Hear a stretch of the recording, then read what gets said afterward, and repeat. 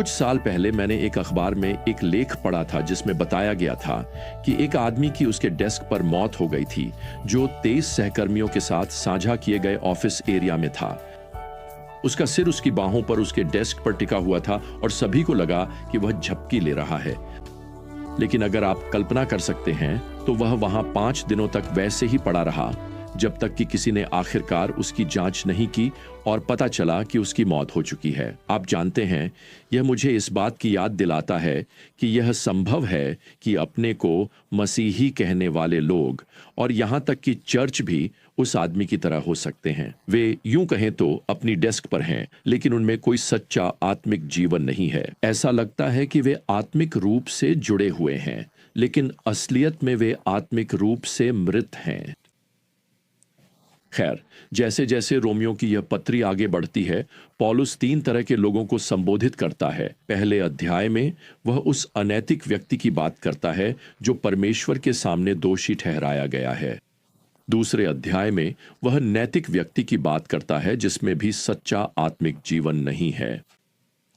अब यहां दूसरे अध्याय के 17वें पद से पौलुस धार्मिक व्यक्ति को संबोधित करता है, विशेष रूप से उस भक्त यहूदी व्यक्ति को जो मानता है कि वह परमेश्वर के सामने अपनी स्थिति में सुरक्षित है। खैर, पौलुस अब सच्चाई को स्पष्ट करने जा रहा है। देखिए, पौलुस खुद एक भक्त यहूदी युवक रह चुका है और यहां वह 6 कारणों की सूची देता है कि क्यों एक भक्त यहूदी व्यक्ति परमेश्वर के न्याय से खुद को सुरक्षित मानता था और क्यों वे दूसरों को पूरी तरह जीवित और परमेश्वर के साथ सही स्थिति में दिखते थे। सबसे पहले पौलुस यहां 17वें पद में कहता है, तुम अपने आप को यहूदी कहते हो।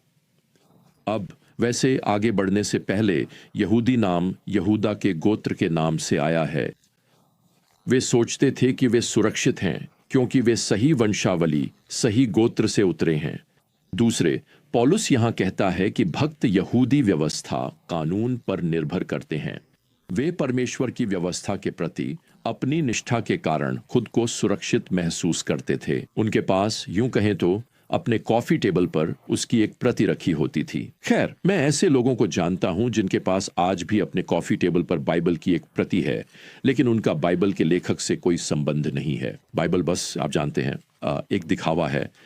यह उनके लिए एक शुभ चिन्ह, गुड लक चार्म है। खैर, मैं आपको बता दूं, यह बिल्कुल भी कोई शुभ चिन्ह नहीं है।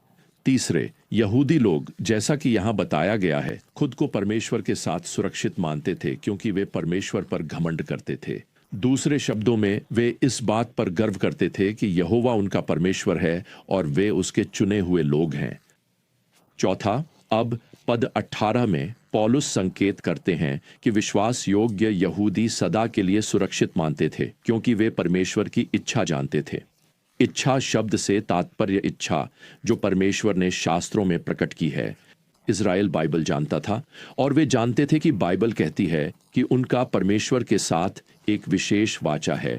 वे अपनी विरासत की जड़ों को जानते थे और यह भी जानते थे कि परमेश्वर उनके लिए क्या चाहता था, कि उन्हें पूरी दुनिया की सभी जातियों के लिए आशीर्वाद बनना था। वे अपने लिए परमेश्वर की इच्छा के बारे में सब कुछ जानते थे। लेकिन मैं आपको बताना चाहता हूं, परमेश्वर की इच्छा को जानने और उसे करने में बहुत बड़ा अंतर है और वे ऐसा नहीं कर रहे थे।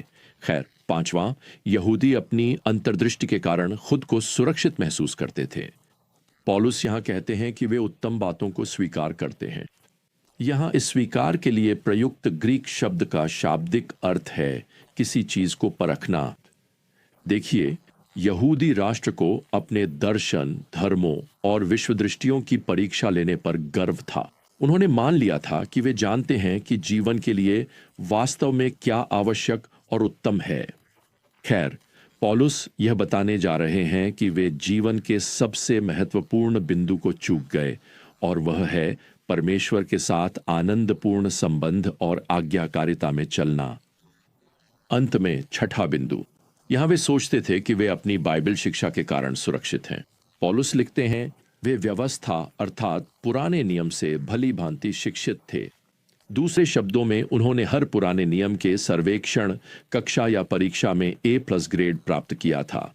तो ये भक्त यहूदी कह रहे हैं, देखिए, हमारे पास सही पारिवारिक नाम है, परमेश्वर की व्यवस्था है, हम स्वीकार करते हैं कि यहोवा इज़राइल का परमेश्वर एकमात्र सच्चा परमेश्वर है, हमारे पास अंतर्दृष्टि और ज्ञान है, और हमने बाइबल कॉलेज से एक ग्रेड पॉइंट एवरेज के साथ स्नातक किया है। खैर, उनकी हैरानी के लिए पौलुस उन्हें यहां बताता है कि वे परमेश्वर के साथ बिल्कुल भी सुरक्षित नहीं हैं। और प्रियजनों, मैं आपको बताना चाहता हूं, यहां दी गई चेतावनी आज हर किसी के लिए है, यहूदी और अन्य जाति दोनों के लिए। यह संभव है कि धार्मिक अभ्यास आपके मन को छू लें, लेकिन आपके हृदय को कभी न बदलें। यह संभव है कि आप किसी धार्मिक अनुभव से भावनात्मक रूप से प्रभावित हो जाएं, लेकिन उद्धारकर्ता द्वारा आत्मिक रूप से कभी जागृत न हों। यह संभव है कि आप धार्मिक हों, लेकिन उद्धार न पाए हों। बहुत से लोग ऐसे हैं जो स्वर्ग को केवल 18 इंच से चूक जाएंगे, यानी उन्होंने अपने मन में परमेश्वर और बाइबल के बारे में कुछ सत्य तो मान लिए, लेकिन उन्होंने कभी अपना हृदय परमेश्वर को नहीं दिया। सिर्फ लगभग 18 इंच नीचे। उनके पास बाइबल थी, लेकिन बाइबल ने उन्हें अपना नहीं बनाया था। वे अपनी जिंदगी वैसे ही जीने वाले थे जैसे वे चाहते थे। मैं आज ऐसे बहुत से लोगों को जानता हूं। खैर, पॉल यहां आगे जोड़ते हैं कि ये धार्मिक लेकिन अविश्वासी लोग दूसरों को जल्दी से बता देते हैं कि उन्हें अपनी जिंदगी कैसे जीनी चाहिए। पॉल यहां 19वीं आयत में लिखते हैं, तुम्हें पूरा विश्वास है कि तुम स्वयं अंधों के मार्गदर्शक हो। दूसरे शब्दों में, वे सोचते थे कि वे उन सभी अज्ञानी लोगों के लिए परमेश्वर का उपहार हैं। पॉल यहां 19वीं आयत में आगे कहते हैं, वे अपने आप को उन लोगों के लिए प्रकाश मानते थे जो अंधकार में हैं।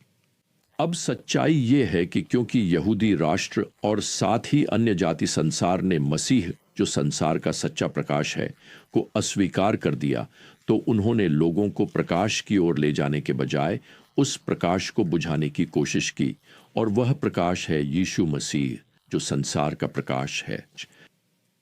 तो ये धार्मिक व्यक्ति खुद को नैतिकता का मानक प्रस्तुत करने की कोशिश करते थे, और पॉल उन्हें यहाँ 20वीं आयत में इस तरह सोचने वाला बताते हैं कि वे मूर्खों के शिक्षक हैं।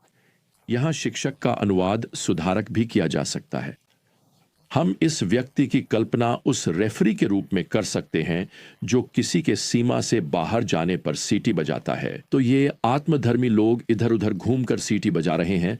वे सबको बता रहे हैं कि वे कहाँ गलत हैं, जबकि वे खुद ही सीमा से बाहर हैं। देखिए, सच्चाई यह है कि उन्होंने अपना खुद का खेल बना लिया था। उन्होंने अपने खुद के नियम बना लिए थे, और वे अपने नियमों को परमेश्वर के साथ सच्चे संबंध से भी अधिक महत्वपूर्ण मानते थे। तो पॉल उन सब पर ही सीटी बजा देते हैं। वह यहाँ 21वें पद में कहते हैं, तो फिर जो दूसरों को सिखाते हो, क्या अपने आप को नहीं सिखाते? जो चोरी न करने का उपदेश देते हो, क्या खुद चोरी करते हो? जो व्यभिचार न करने को कहते हो, क्या खुद व्यभिचार करते हो? जो मूर्तियों से घृणा करते हो, क्या मंदिरों को लूटते हो? अब सच्चाई यह है, और पॉल इसी ओर इशारा कर रहे हैं, कि उन्होंने धार्मिक जीवन के नियमों को तोड़ दिया था। वे पापी थे, बिना पश्चाताप किए हुए पापी, जैसे बाकी सब लोग थे। अब यहां मंदिरों को लूटने का यह विशेष वाक्यांश संभवतः यहूदी लोगों के उस व्यवहार की ओर इशारा करता है जिसमें वे मूर्ति पूजक मूर्तियों को पिघलाकर उनका सोना चांदी अपने बैंक खातों के लिए इस्तेमाल करते थे, जबकि वे यह सिखाते थे कि मूर्तियों के संपर्क में आना अपवित्र करता है। तो ये लोग यह साबित कर रहे थे कि उनके लिए पैसा परमेश्वर के साथ सही संबंध से अधिक महत्वपूर्ण था। अब जब पॉल ने इन धार्मिक लेकिन उद्धार न पाए, न छूटे हुए यहूदी लोगों की असली स्थिति को उजागर कर दिया है, तो वे अब परमेश्वर की ओर से निर्णय सुनाने के लिए आगे बढ़ते हैं। यह रहा, सबसे पहले वे अपनी ही प्रतिष्ठा को बर्बाद करने के दोषी हैं। पॉल यहाँ 23वें पद में लिखते हैं, तुम जो व्यवस्था पर घमंड करते हो, व्यवस्था तोड़कर परमेश्वर का अपमान करते हो। आपको समझना चाहिए कि पॉल के समय में कुछ रब्बी सिखा रहे थे कि यदि यहूदियों के पास तोराह, व्यवस्था, पुराने नियम की पहली 5 पुस्तकें की प्रति है, तो वे परमेश्वर के न्याय से सुरक्षित हैं। दूसरे शब्दों में, उन्हें इसका पालन करने की आवश्यकता नहीं थी। उनके पास इसकी प्रति होनी चाहिए थी। उनकी यह पाखंडिता उनकी अपनी प्रतिष्ठा को बर्बाद कर रही थी, क्योंकि वे परमेश्वर की व्यवस्था का उल्लंघन कर रहे थे। वे परमेश्वर की प्रतिष्ठा को भी बर्बाद कर रहे थे। देखिए, परमेश्वर की व्यवस्था के प्रति उनका यह उपेक्षा करना, यह घोषणा थी कि परमेश्वर शायद, खैर, आखिरकार उतने महत्वपूर्ण नहीं है। मैं आपको बताता हूं, अगर आप बाइबल को गंभीरता से नहीं लेंगे तो दुनिया कभी भी परमेश्वर को गंभीरता से नहीं लेगी। और मूल रूप से यही बात पौलुस यहां कह रहे हैं। वास्तव में वह यहाँ 24वीं आयत में भविष्यवक्ता यशायाह का उद्धरण देते हैं। परमेश्वर का नाम तुम्हारे कारण अन्य जातियों में निंदा किया जाता है। तो पौलुस लिख रहे हैं, सिर्फ तुम्हारा पाखंड और पापमय जीवन तुम्हारी अपनी प्रतिष्ठा को ही नहीं बिगाड़ता, यह परमेश्वर की प्रतिष्ठा को भी बर्बाद करता है। क्या आपने कभी इस बारे में सोचा है कि परमेश्वर की प्रतिष्ठा आपके व्यक्तिगत सम्मान पर निर्भर करती है? ईसाई धर्म के लिए सबसे बड़ा बाधक शायद पाखंडी ईसाई ही हैं। देखिए, आप चाहे जितना भी बोल लें कि आप क्या मानते हैं या आपके पास कितनी बाइबलें हैं, आप कितनी बार चर्च जाते हैं, दुनिया को आपकी बाइबल, आपके चर्च जाने या यहाँ तक कि आप क्या मानते हैं, इससे कोई फर्क नहीं पड़ता। वे देख रहे हैं कि आप कैसे व्यवहार करते हैं। आपका कार्यस्थल पर व्यवहार, लोगों के प्रति आपकी प्रतिक्रियाएं, आपके फैसले, जीवन शैली, ये सब मिलकर आपकी प्रतिष्ठा बनाते हैं, लेकिन सिर्फ आपकी ही नहीं, परमेश्वर की प्रतिष्ठा भी दांव पर लगी है। तो हमें क्या करना चाहिए? ये है, आइए हम ऐसा व्यवहार करें कि आज की दुनिया में परमेश्वर की प्रतिष्ठा और बेहतर हो। आइए हम ऐसा व्यवहार करें जो हमारे कहे गए विश्वास से मेल खाता हो।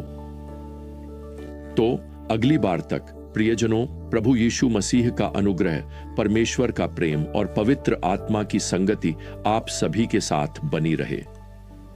आमीन।